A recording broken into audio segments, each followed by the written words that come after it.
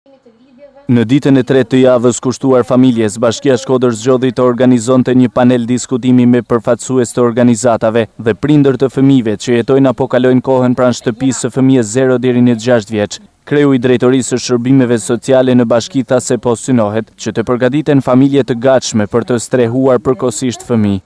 Po tentojmë që të përgatisim ose të informojmë në mënyrë që të krijojmë familje të gatshme, kujtestare, të përgatitura, të trajnuara në mënyrë që për çdo krizë, të sado përkohshme ose afatgjatë për fëmijë që të cilët nuk mund të rriten në familje të tyre biologjike, pra fëmijët mos të përfundojnë, mos të vinë në institucion rezidenciale. Drejtuesja e shtëpisë së fëmijës qëndroi në të njëjtën linjë, duke thënë se është rëndësishme të promovohen shërbimet alternative të përkohshme.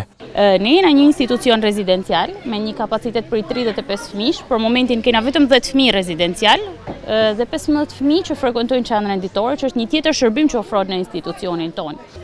Ne po promovojmë shumë fort shërbimet alternative. Nga këto shërbime kemi shtëpi familje, kemi kujdesin alternativ, familjen kujdestare, ku bëhet fjalë për familjet kujdestare pa lidhje gjakut, edhe birësimi, që është një nga shërbimet më të vjetra dhe më të njoftuna, por ne po promovojmë më shumë shërbimet alternative që janë të përkohshme, jo të përhershme.